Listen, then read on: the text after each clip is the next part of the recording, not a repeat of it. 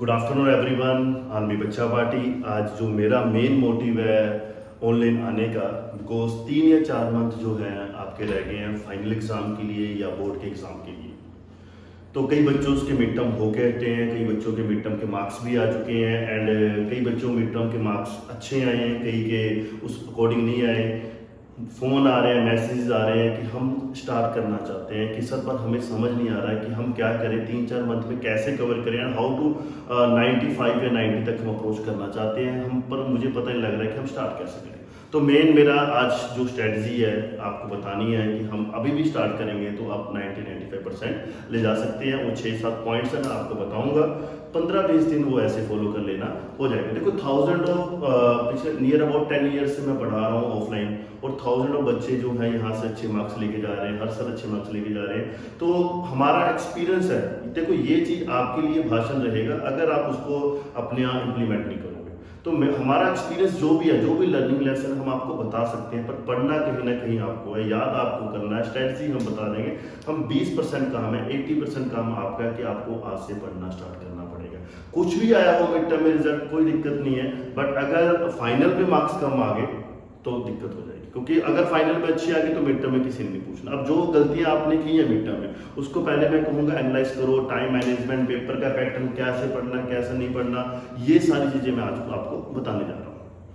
देखो सबसे पहले तो मैं ये कहूँगा कि आप जहाँ भी पढ़ते हो, जहाँ भी रूम में पढ़ते हो, जैसे भी पढ़ते हो, वहाँ पे पहले लिख लो कि मैंने 90 अबव या 95% नंबर लेने हैं बोर्ड में।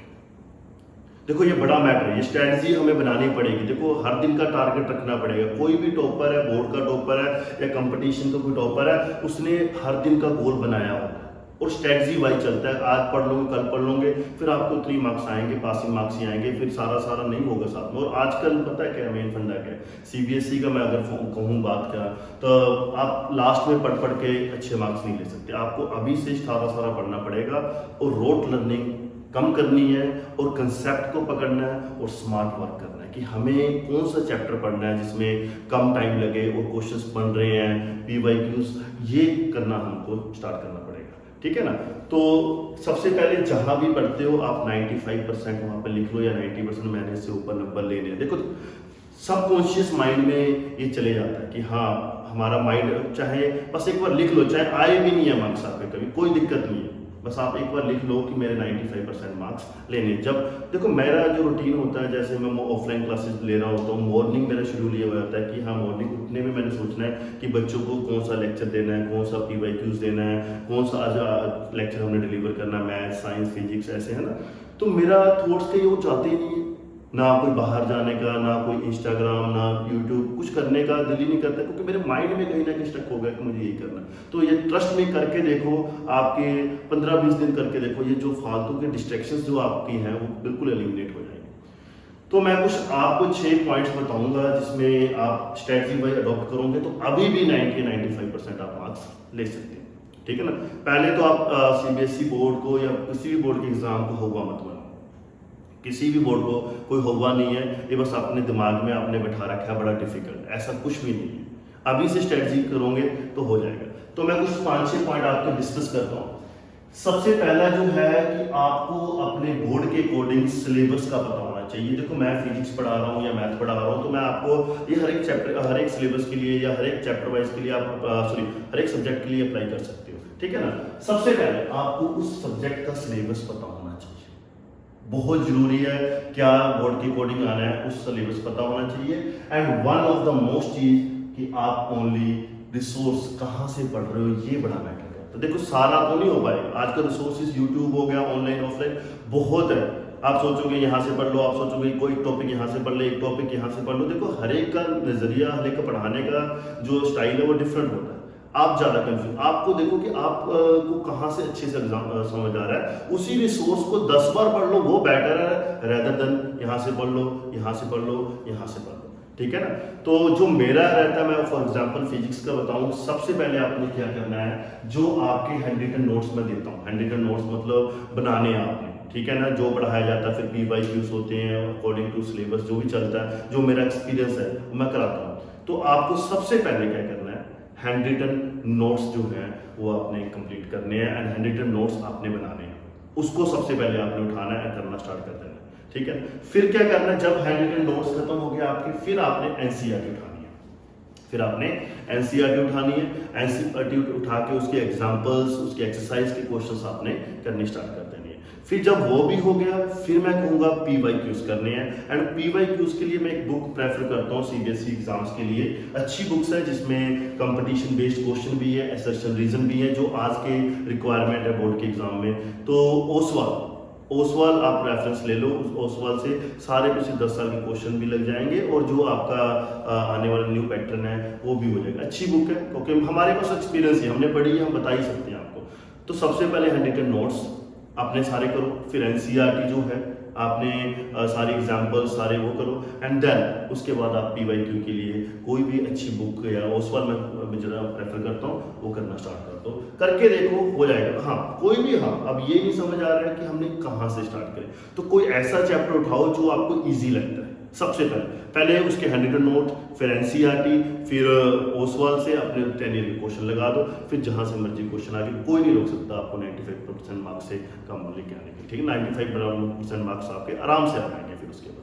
तो ये स्ट्रेटजी, पहले कोई इजी चैप्टर उठाना, ठीक है, जिससे आपको कॉन्फिडेंस बिल्ड हो। पहले आप ऐसा चैप्टर उठा लो, एक क्वेश्चन नहीं लगा, दूसरा नहीं समझ आया, तीसरा, फिर आपका मन करेगा नहीं यार छोड़ो बंद करो, और नहीं तो डीमोरलाइज हो जाना।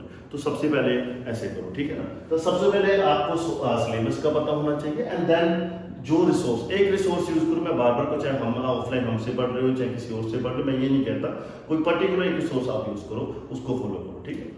एंड सेकंड थिंग जो सबसे इंपॉर्टेंट है, कंट्रोल योर एनवायरनमेंट। देखो 3-4 महीने ना आप जो आपको डिस्ट्रैक्शन देता है, आजकल देखो यूट्यूब हो गया, शॉर्ट वीडियोस हो गया, मीम्स हो गए, ये रील्स हो गए, इंस्टाग्राम पे ये स्ट्रीक्स हो गए, इनका कोई फायदा नहीं है। मैं ये आर्टिफिशियल लाइफ है, ये आपको नहीं चला रहे, आप इनको नहीं चला रही है, आपको चला रहे हैं। इंस्टाग्राम आपको, आप नहीं चला रही है, आपको चला रहे हैं, आपको माइंड को पढ़ रही है, और आपके डिस्ट्रैक्शन, सबसे बड़ा आज के टाइम में जो डिस्ट्रैक्शन है मैं देख रहा हूँ वो फोन है।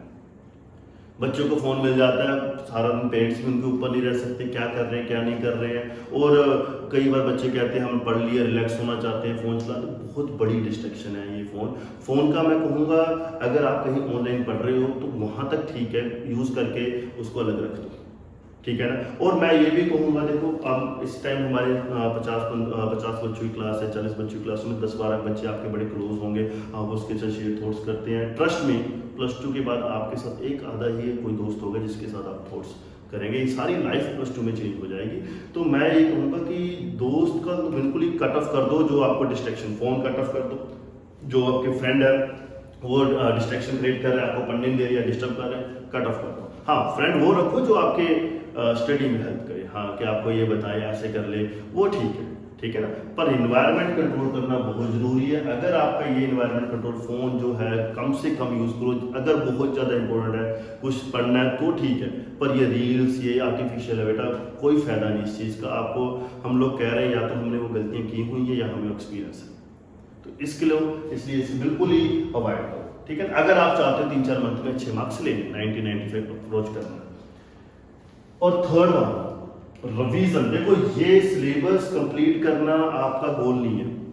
अब मिड टर्म में भी मैं बताता हूँ, कई बच्चे आए उनका सिलेबस हो गया पर पेपर में वो कंफ्यूज हो गए, पेपर में उनके क्वेश्चन नहीं लगे, या आगे भी ऐसे ही होता है। सिलेबस कंप्लीट करके आप बैठ जाओगे और आप सोचोगे कि हाँ मेरा सारा हो गया, तो नहीं, बहुत जरूरी है रिवीजन। और रिवीजन उस सिलेबस की 3 या 4 बार आपको रिवाइज करना चाहिए सबसे ज़्यादा। और रिवीजन करनी भी कैसे है आपने, क्योंकि इसने भी डिसाइड करना है आपका 95% या 90% मार्क्स। रिवीजन ऐसा नहीं है कि देख लिया बस, देख लिया रिवाइज भी कर दिया, नहीं, उसे बार बार लिख के देखो, थोड़ा लिखो। आपने अपनी लाइफ में भी देखा होगा कि अगर कोई चीज़ हम पहली बार पढ़ते हैं तो थोड़ा सा गेन करना कम होता है, मतलब थोड़ा कम समझ आता है। सेकंड बार पढ़ते हैं जल्दी समझ आना स्टार्ट हो, थर्ड बार पढ़ते हैं जल्दी और जल्दी आ जाता है, और फोर्थ बार वो चीज़ बिल्कुल ही माइंड में छप जाती है। तो मैं ये कहूँगा सिलेबस कम से कम आपने 3 या 4 बार उसको रिकॉल करना है ना। अब बच्चे मेरे से ये भी पूछते सर हमारे पास टाइम नहीं होता, क्लासेस होनी है, फिर स्कूल जाना है, फिर प्रैक्टिकल्स होंगे, ऐसे है ना आगे। तो मैं कहूँगा रिवीजन का शेड्यूल आपको ही बनाना होता है, ठीक है ना। क्योंकि आप देखो कहाँ पे आप रिवाइज कर सकते रिवीजन। जैसे फॉर एग्जांपल मैं क्या करता था अपनी 10th क्लास में जब पढ़ रहा था, तो जैसे मेरा फ्रेंड का घर यहाँ से दूर था, ठीक है ना, तो मैं उसके पैदल जाता था उसके घर पे जाते जाते, क्योंकि उस टाइम कोई फ़ोन इतना नहीं होता। आज तो आप कहते हैं ना पैदल जा रहे हैं, मैं फ्रेंड के जब फ़ोन यूज़ करो, या तो फ़ोन लगा होगा या आप मीम्स देख रहे हो। मैं यहाँ से प्लान बना लेता था कि पहले से 4 चैप्टर के फार्मूले यहाँ वहाँ तक जाते जाते रिकॉल कर ले। For example Coulomb law of electrostatic, F equal to K Q1 Q2 upon R square, है ना। फिर आगे जो lambda equal to Q by L, तो ऐसे मैं फार्मूले वहाँ तक जाते जाते रिकॉल करता था, आते आते भी मैं रिकॉल। ये देखो रिवीजन का तो आपको देखना कैसे आप टाइम निकाल सकते हो। अब 90% या 95 का गोल रखना है तो आपको जहाँ भी रिवीजन का टाइम मिले वहाँ करने स्टार्ट कर दो। जैसे कई बार स्कूल जा रहे हैं, अगर कोई लेक्चर नहीं लग रहा है तो उसमें रिवीजन करना स्टार्ट कर दो। बट रिवीजन बहुत मस्ट है अगर आप 90-95% मार्क्स स्कोर करना चाहते हो बोर्ड एग्जाम में, ठीक है। फिर उसके बाद आ जाओ, सबसे मेन है आपका सुपर पोजिटिव रहना। देखो हाँ होता है, रिलेटिव्स के अच्छे मार्क्स आते हैं, वो कहते हैं उनके मार्क्स बड़े अच्छे। एक कान से सुनो, एक कान से निकाल दो। बस सुबह उठना है ना, जब आपने दिमाग में ये रहना है कि मैंने 90 या 95% मार्क्स लेने हैं। देखो पहले कभी नहीं आए या मिड टर्म में फेल हो गए, कोई मैटर नहीं करता। ये ऐसा नहीं है कि पहले नहीं आए तो अब भी नहीं आएंगे। अगर आपने ये चेंज कर लिया कि मैंने 95% मार्क्स लेने हैं, तो आपका माइंड का थोड़ा देखना। आप ये बिल्कुल मैंने अपनी लाइफ में देखी है, स्ट्रेटजी बनानी बहुत जरूरी है। अगर आप स्ट्रेटजी बनाते हो और उस छोटे छोटे गोल्स को आप पूरा करते हो ना, तो वो गोल अचीव होते हैं। हर दिन की स्ट्रेटजी बनाओ, आज मैंने ये करना है, आज मैंने ये करना है ना। तो सुपर पॉजिटिव लो हमेशा कि मैं कर सकता हूँ एंड मैं कर सकती हूँ। तो 95% का आपने सुबह ही उठना है। मैं 3-4 बार बोला कि मैं 95% ले ले, तो आपका कहीं ना कहीं सबकॉन्शियस माइंड में ये डेवलप होना स्टार्ट हो जाता है कि आपने 95% मार्क्स लेने। फिर आपका थॉट्स ना फोन चलाने का आएगा, ना आपका थॉट्स आएगा कि हाँ मैं बाहर चले जाऊँ या वो कर लूँ। फिर आपके थॉट्स आएगा कि मैं कौन से कहाँ पे वीक हूँ। अपने आप ऑटोमेटिकली आप स्ट्रेटजी बनानी स्टार्ट कर दोगे। बहुत जरूरी है सुपर पॉजिटिव, और बहुत जरूरी है एक गोल अचीव करना, सुबह लेके शाम को उसको क्रैक करना किसी भी तरीके से, ठीक है ना। सो बी पॉजिटिव रहो, छोड़ दो जो पीछे हुआ है, सब फॉरवर्ड करो। आप 3-4 मंथ ऐसे करके देखो, सुपर पॉजिटिव रहो पहले कि 90-95% मैंने मार्क्स ले लिए। उसके बाद आपका जो पेपर का लिखने का फॉर्मेट है, ये भी बड़ा मैटर करता है। राइटिंग बहुत मस्त है। देखो हम हमारे फ्रेंड भी चेक करते हैं पेपर, है ना, एग्जाम्स के। तो अगर राइटिंग बड़ी अच्छी हो, प्रॉपर लेबलिंग की हो, प्रॉपर सेक्शन ए कंप्लीट किया, प्रॉपर सेक्शन बी, जरूरी नहीं है कि आप सेक्शन ए से स्टार्ट करो, सेक्शन ई से स्टार्ट कर लो, पर वो खत्म होने के बाद सेक्शन डी लाइन लगाओ, क्वेश्चंस को प्रॉपर लेबलिंग को, जो डायग्राम है नीट एंड क्लीन बनाओ, है ना। तो फिर कई बार क्या होता है, अगर एक आधा क्वेश्चन आपको नहीं भी आता, आप कुछ भी लिख के आ रहे हो, तो उसके उसके मार्क्स जो है ऑटोमेटिकली टीचर दे देता है कि हाँ भाई चलो बच्चे ने कुछ तो लिखा है। हैंड राइटिंग बहुत जरूरी है बेटा, बहुत जरूरी है हैंड राइटिंग। और लिख लिख के देखना स्टार्ट करो। और पेपर में देखो टाइम मैनेजमेंट भी बहुत जरूरी है। आपको जब तक आप लिखोगे नहीं तब तक ये प्रॉब्लम सॉल्व नहीं होगी।